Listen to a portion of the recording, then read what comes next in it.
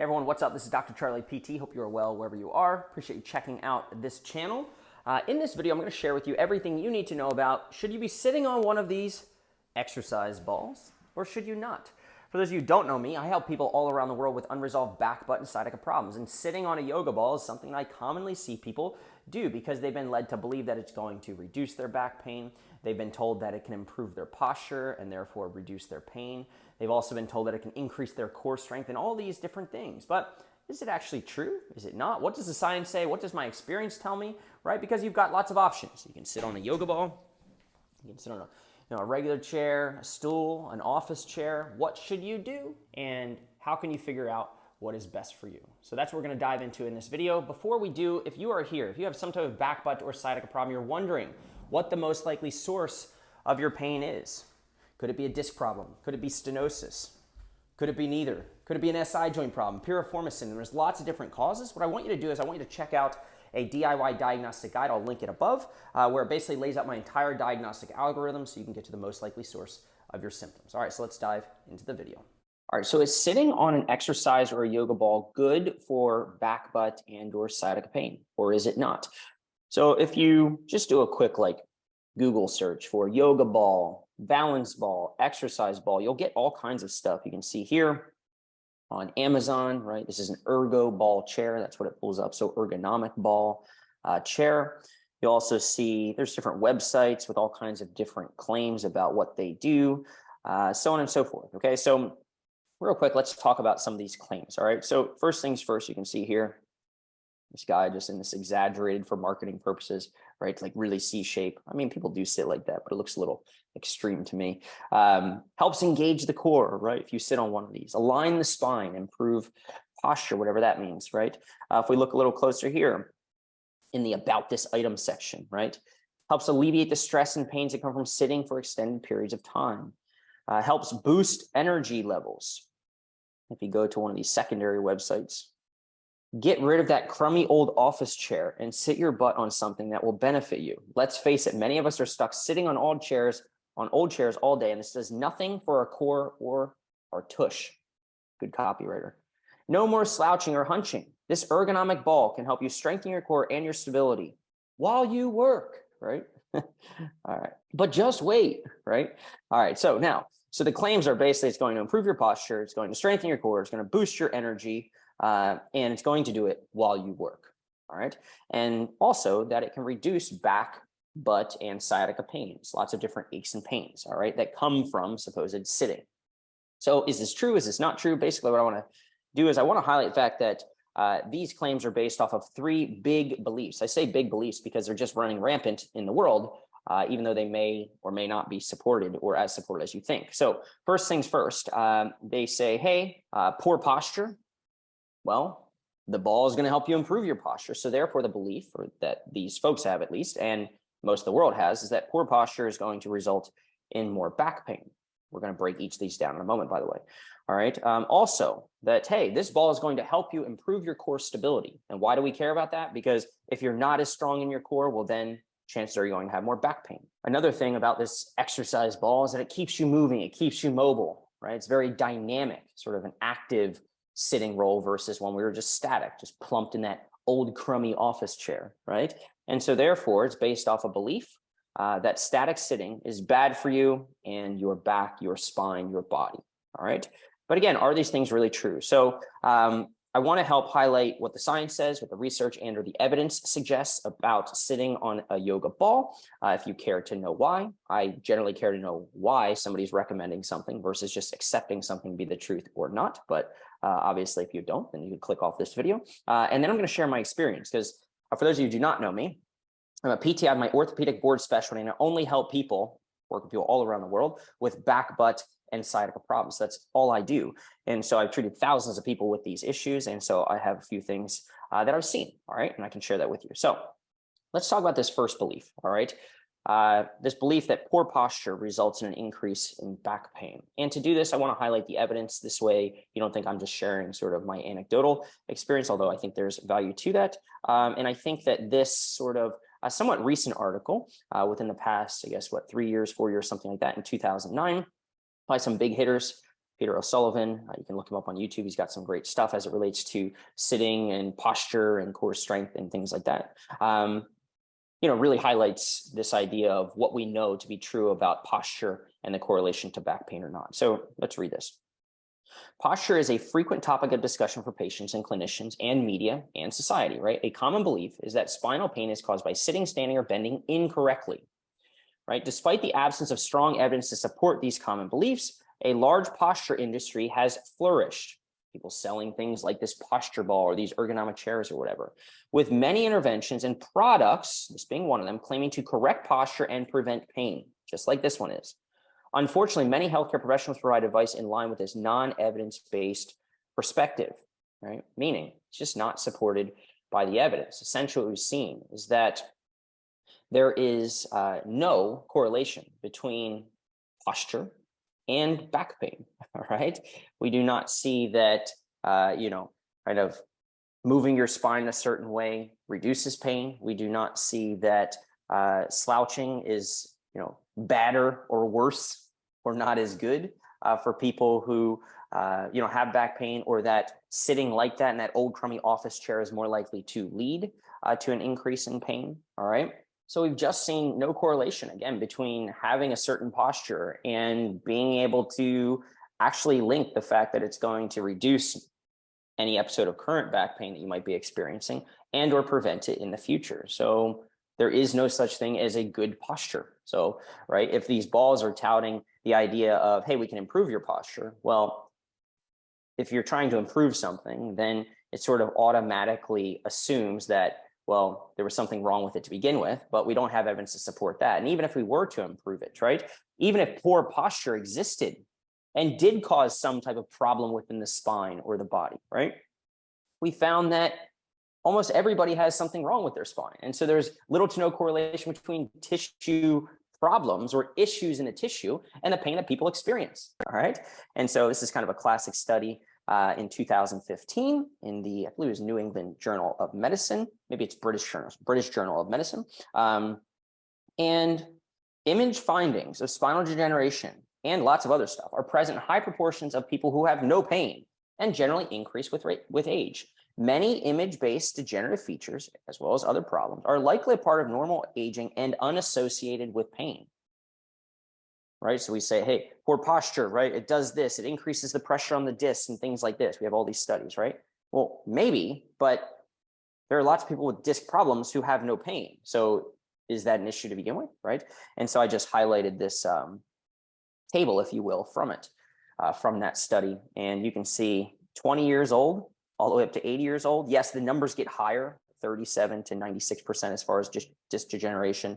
Disc bulges go from 30% to 84% as you get a bit older. Everything sort of goes up, right, with age. But 20-year-olds, most 20-year-olds have something wrong with them, an issue within the tissue, right, found by some type of X-ray, MRI, all right? And again, they feel no pain. And the other cool thing is that we have seen that even though these image findings increase with age, meaning you develop these things more so, yes, as you get a little bit older in life, there's not necessarily an association between acquiring more of these issues and having more pain. So there are many people who, yeah, naturally, as you get older, you develop these things. But again, you don't necessarily have to have pain, all right?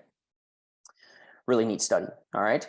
And another thing as it relates to this idea of sitting up tall and improving your posture, by the way, the reason I say sitting up tall is because most people in the world would say sitting up tall, that's good posture, and slouching is bad posture. So let's just assume that sitting up tall is what we're going to classify by society, by the world, as good posture, even though it really doesn't matter. It doesn't really exist. It's just what the media and society and probably your aunts and your uncles and your friends and your teachers and everyone touts, but doesn't really have any evidence to support it, okay? So here's what I've seen, right? And here's maybe an interesting test for you to run, right? Does sitting up tall, if we're going to call that good posture, does it actually increase or decrease your yucky motions? What do I mean by this?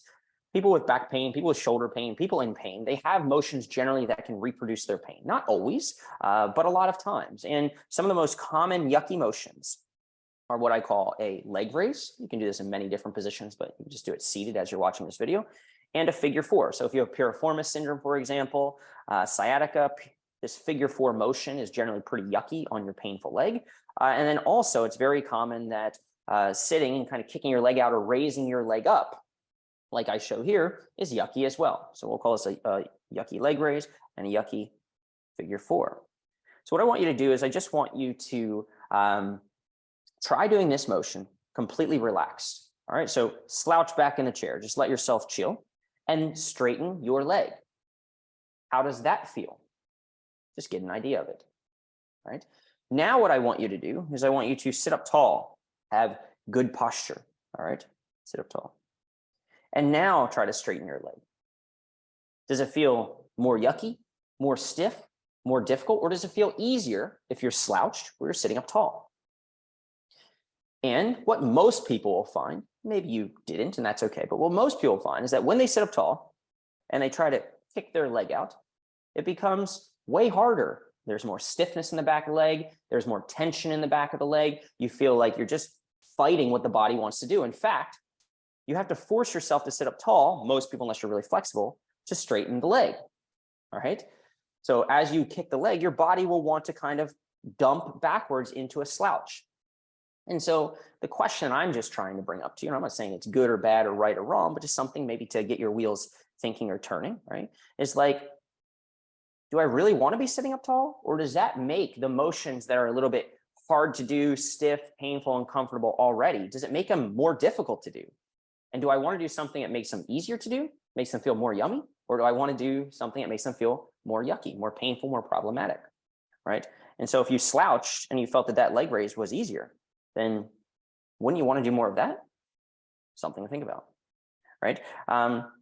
Another yucky motion, again, for lots of people, is this figure 4. So go ahead and slouch and just relax in your chair. Get off the yoga chair, if you're the yoga ball chair, the exercise ball chair, the Swiss ball, whatever you want to call it. If you're sitting on one right now, and just sit in a chair with a back support, lean back, slouch, rest, and do this figure 4.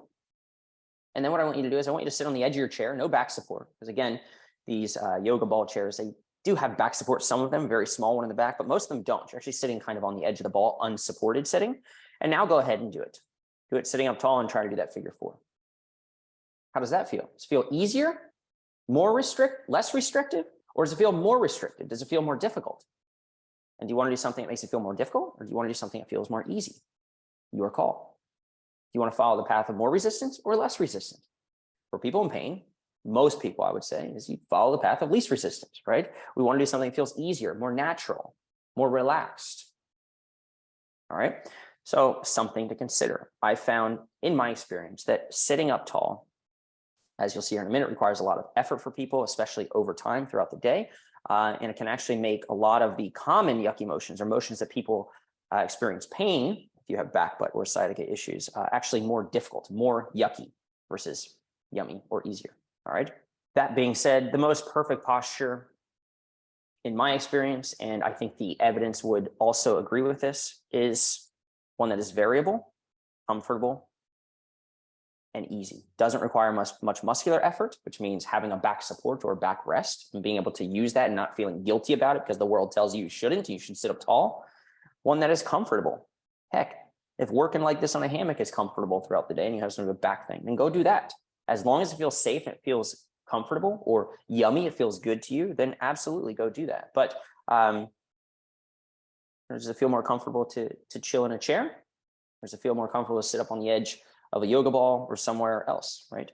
It's really up to you. But again, as long as it meets this rule, easy, comfortable, and it's variable. Meaning, since we've had, maybe we're breaking it now, right? This belief that sitting is the new smoking and sitting is terrible for you. Everyone, or lots of people, started shifting these standing desks. And then guess what happened? I started seeing people who started to say, now my back's killing me when I stand all day. Well, I thought you said sitting was a bad thing. The world says sitting's a bad thing. I can't do that. I've been avoiding sitting. So because of what the media told them, planted this thought in their brain, they went and they said, hey, I'm going to get rid of this chair because chairs are bad. Couches are bad. I need to sit on yoga balls. That was like the transition, right? And then everybody started going to these standing desks. And then I just started treating people who had back pain because of standing all day, right? And so sitting is not good or bad. Standing is not good or bad. Instead, we just want to be variable. So that's a good thing about sit to stand desks, is that you can sit for a while, however you want. You can stand for a while. You can sit for a while. You can stand for a while. All right. Instead of just being in a static loaded position throughout the day. All right. So again, that's my experience. All right. Now, The second belief is this idea of like, hey, this yoga ball and sitting on this yoga ball is going to increase your core strength. And why is that important? Because there's this wide spread belief that if you have less core strength or reduced core stability, then you'll have more back pain. But it's just not true. We have many articles, 2014, gosh, every single year, we can pull hundreds of them. There's lots of evidence that shows that stabilization, core stabilization, or core strengthening exercises are not much more effective, if at all, than any other form of just general exercise long term. Okay. And, I think there's been one study not too long ago that came out that shows that core stability exercises do seem to have a little bit more value than, say, general exercises, but it's not because it increases core strength per se. All right. So this is what's really cool is that spine stabilization exercises in the treatment of chronic back pain, a good clinical outcome is not associated with improved abdominal function, right? So when they measured baseline abdominal function or strength, and they looked at the improvement after the program of core strengthening exercises, it didn't predict who was going to feel better or not. So let's just say you did core strengthening exercise and your core got a lot stronger. It doesn't mean that you were going to feel better. Or let's just say you did core strengthening exercises and you didn't get stronger for some reason, or I don't know, something happened there, right? Where you didn't see a lot of increase in core function or abdominal muscle function. So you were doing some exercises, maybe you were slacking off though, and you didn't get stronger. Well, that doesn't mean that you wouldn't get better per se either. All right. And so what does that tell you? There's not a real strong link between core strength or core stability and the prevention of back pain, number one, and or predicting whether or not you do core strengthening exercises, whether or not you'll actually feel better or not. All right. And so you can strengthen your core, but it probably doesn't work and or make you feel better because you're gaining this ability to brace and stabilize your spine. That's just a really faulty narrative at this point. That's been disproven multiple times. Instead, it probably just gets you more confident the way you're moving. It probably makes you feel good, like you're doing something because you've been in pain for so long and maybe it's been tough to do things. So, wow, this is something I actually can do. Start to improve your confidence. You start to move more. As you start to do more, move your core, move your body in different ways, whatever you want to call it. Just call it movement. You start to break this movement pain relationship. Wow, I can move and it doesn't hurt. I feel a little bit better. Great. Oh, I think I'm going to get there, right? It starts to change your mind, change your thoughts, change your feelings, and change your emotions around. All right. That's probably more of what predicts the outcome, not, your muscle strength of your belly or your core. All right. So weak core muscles do not cause back pain. And even if sitting on an exercise ball did increase core strength somehow, an increase in core strength stability does not predict a decrease in pain. All right. So that's the summary there. All right. The third belief that's widespread and rampant is this idea of like sitting is bad, especially static sitting. So we sit on all these unstable surfaces. We even have these for kids, right? Where they sit on those little things that like wobble around. To me, it's just crazy. But the idea is that, it's bad for you and your back and your body and everything, right? This yoga ball or this exercise ball sitting, right? These chairs say, hey, sitting on an unstable surface keeps you moving, right? This is bad. So let's just keep you moving. Let's keep you a little wobbling around, right? Interesting study in 2006, a little bit older at this point, but done by the very well-respected Stuart McGill, a proponent of, always analyzing his thoughts and, doing a lot of research on core stability, spinal biomechanics, things like that. So really well-respected guy in the field.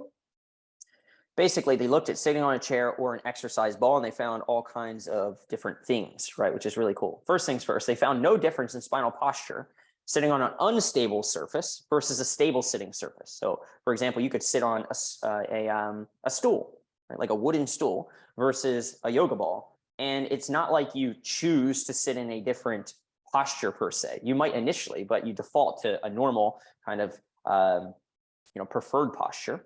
And it's not like you're moving that much more, all right? So sitting on an exercise ball does not keep you moving per se or improve your posture. In fact, regardless of what you sit on, you just default to whatever posture you prefer. All right, so if you prefer slouching, probably doesn't matter if you sit on an office chair or you sit on a hard chair, if you sit on a stool, if you sit on a rolly stool, if you sit on a yoga ball, you're probably just going to default throughout the workday to that which you prefer, which is going to be, by the way, the thing that's most comfortable and natural for you, whatever that is. All right. Now, here's the thing. it does keep you engaged. So there is a slight increase in muscle activation as it relates to the muscles of your lower back when you're sitting on an unstable, unsupported surface. So simply put, sitting on an exercise ball is hard work, or harder work than if you were to just slouch in a chair or sit on your couch. All right. This is a study back in 2009 where they looked at basically postural loads and or muscle activation patterns, sitting on an exercise ball versus an often chair, and they found a 38 to 78% increase in muscle activation of the lower back muscles. We've also seen the mid-back muscles have to work a little bit more. And because these yoga balls do not have arm supports, we've seen that the trap muscles, or the muscles of your neck, have to work hard to hold up your arms throughout the day.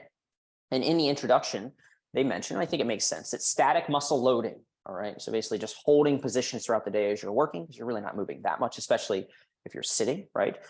Subjects with relatively high levels of muscle activation and relatively few instances of relaxation, meaning you're kind of just, if you're typing, if you're sitting there, you're holding yourself in a static position, but it's not like you're like relaxing very often. All right. You're at a very low level, prolonged low load hold over time, right? You're holding yourself in a postural state. All right. Those types of static positions, low load, prolonged holds throughout the day, tend to increase the risk of developing myalgia or muscle pain in the neck. But then also my experience is that if you're sitting there, right, for a long time, unsupported and having to work your muscles at a 38% more level of effort, then you're going to be contracting your back muscles and things like that. And this increases muscle pain in my experience. Why?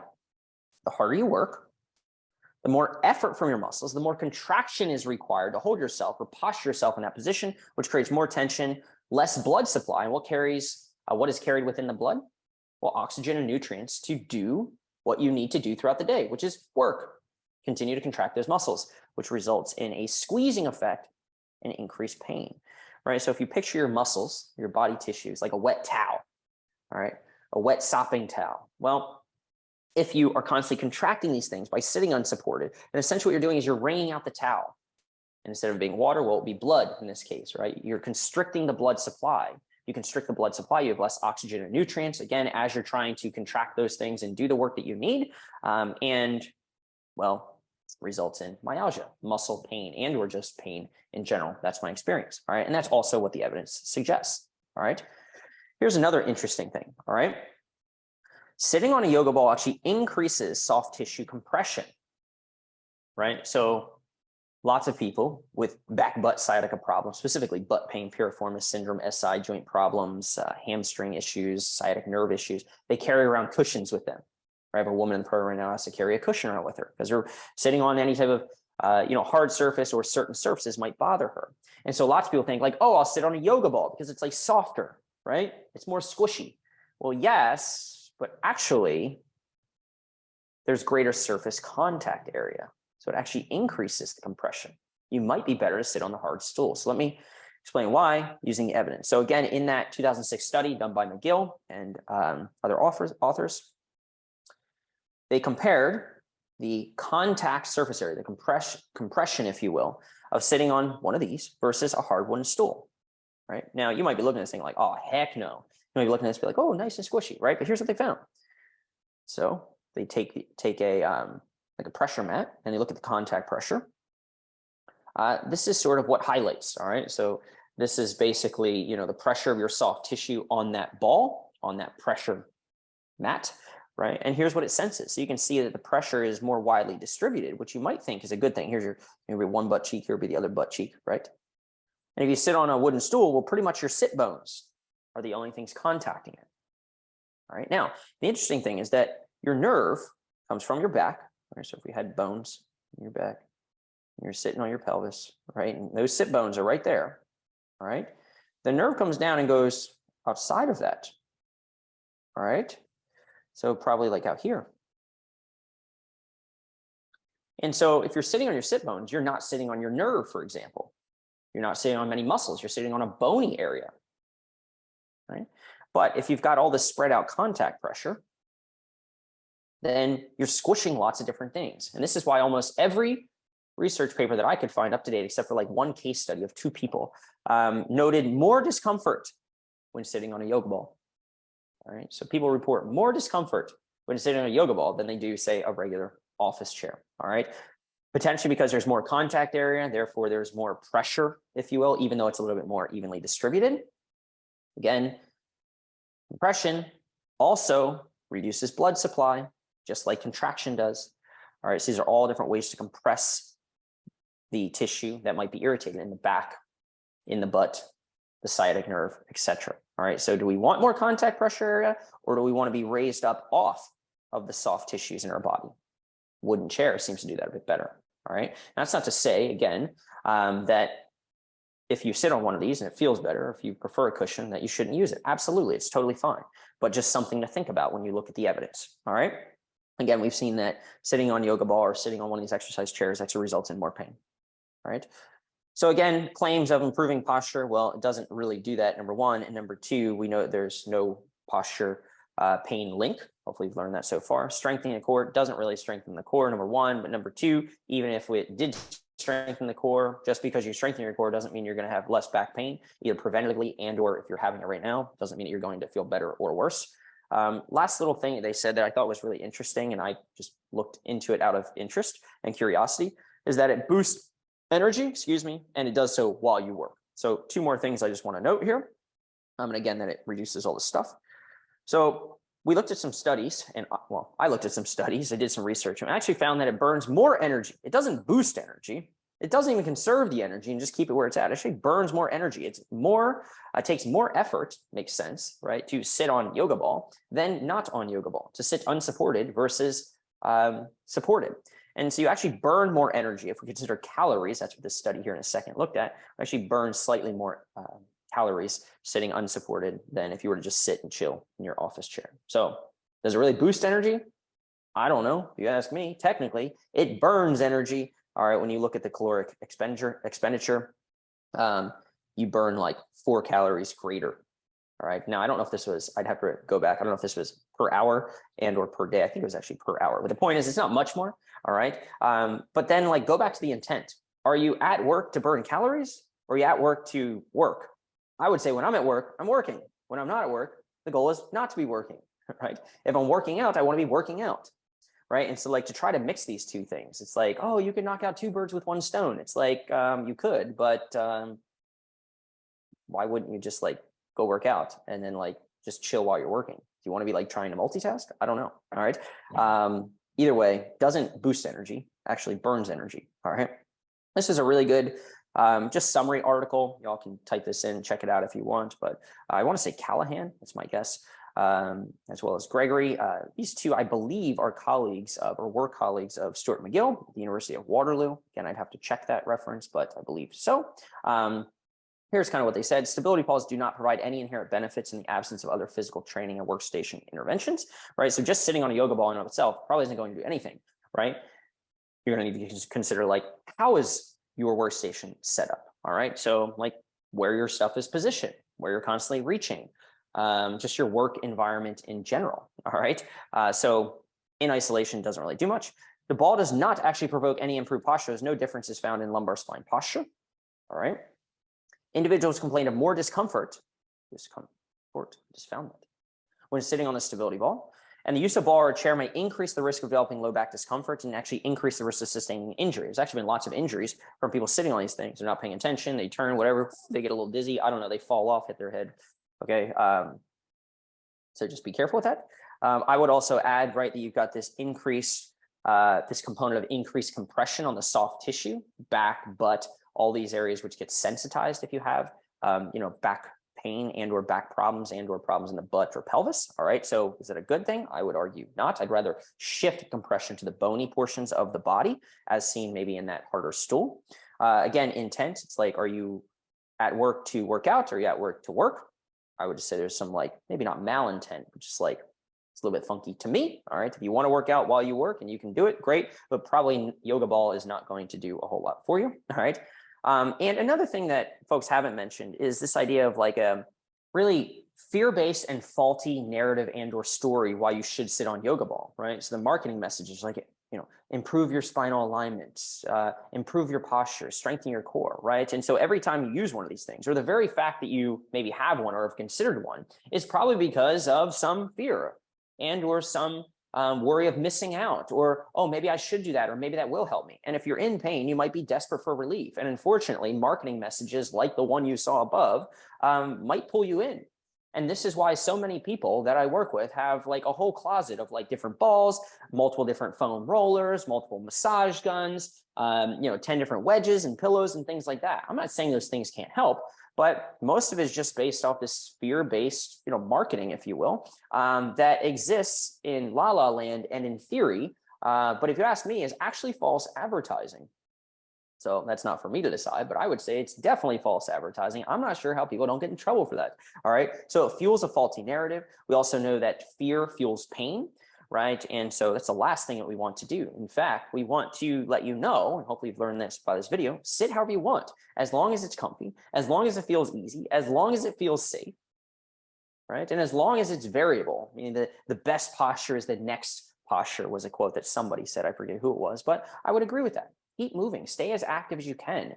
Don't fall for these fear-based tactics of like, you need to do this or you need to do that. Most of them simply are just not true and have been disproven pretty well at this point. All right. So is sitting on an exercise ball good for back, butt, or sciatica pain? Right. There are some people who sit on these balls, even that I work with, and they love them. There are some people who absolutely hate them. So what do you do? Well, first things first, know just what we talked about. It doesn't necessarily improve your posture, nor does it really matter. It doesn't necessarily improve your core strength, nor does that really matter. It doesn't boost your energy. In fact, it burns your energy. If you want to work out while you're working, awesome, but I'm not sure it's really going to do much. And so this is how sort of I work. And here's what most people who are really up to date have found sort of as the best approach to helping people with back, butt, and sciatica problems. And it's this idea of symptom modification approaches. You've maybe heard of my what I call hunting for motions process. Okay, it's basically this process of like, hey, we need to test scientifically to find which motions and or which things are going to help you or not. And this involves doing some detective work. So in the case of answering this ultimate question of should you buy this yoga ball or should you not, the first thing you'd want to do is you would want to test it. Symptom modification approach. Here's what you would do. All right, you would test how you feel when you're sitting. What does it feel like? How good does it feel? How bad does it feel? To what extent does it feel yummy or yucky? Describe the symptoms or the experience of sitting, right? And so let's just say sitting on your butt, right, causes I don't know, we'll keep it simple because you probably know the 0 to 10 scale, 5 out of 10, right, in your back, and it's like kind of achy and throbbing. Well, then symptom modification procedure, right, or approach. What you would do, you just, okay, now, here's the thing, you don't need to go get a yoga ball, but if you have one, an exercise ball, lots of people do, then you could, or you could try it out, borrow one, right? You'd go sit on this and sit there for maybe a few minutes, right? So test for a few minutes here, then modify the environment, yoga ball, right? And then ask yourself, does that input modify your symptoms? So are things now saying better while you're sitting there or worse? And so which do you prefer? Do you prefer scenario A, where you're sitting not on the yoga ball, or do you prefer scenario B? And really how you determine is like, does it modify your symptoms? That's literally it. I don't care why, right? You might want to go into some biomechanical explanation of like, and this is what most providers do, right? They say, oh, well, see, it feels better because you're engaging this and you're doing this and you're doing that. And now your core is active. It's just BS pretty much. Okay. But really simple. This is what's awesome about it and great for you is that you don't need to have like a doctorate and a PhD and be like a biomechanics professor to figure this out. It's like, hey, symptom modification approach. It's one of the best approaches to resolving back pain and any pain in the body. You have a high threat, you hurt. We're trying to reduce the symptoms, find ways to do that, do some detective work to figure out ways that we can do that in our life and in our environment by changing maybe the way we work or the way we view things, right? Mentally or physically, we can do this. And as far as motions, we're also trying to find motions that can reduce your symptoms. And that's it. For whatever reason, it's pushing the disc this way or the joint this way or the nerve or the piriformis, it's long, it's short, none of that matters. You're testing motions. That's all I do. Test motions test inputs. Now, obviously, I then would hammer it down for many different options of motions and many different environmental factors, right? And say, hey, here's a process for testing out these things you probably haven't thought of. But at the end of the day, that's what we're doing. All right. And, over years of doing it, we just develop patterns. And so we can get you there quicker, right? But at the end of the day, you literally sit in a regular chair and ask yourself, how does that feel? And how does this feel? Right. And if it feels better to sit on a yoga ball, absolutely. Now, that being said, what I would do is I'd sit, if it does feel better to sit on a yoga ball, I would say, hey, just transition into that. Meaning, don't go all from sitting in a regular chair to just sitting on yoga ball all day. That's a big transition. That's like if you get, if you've ever gotten some type of insoles or inserts for your shoes, right?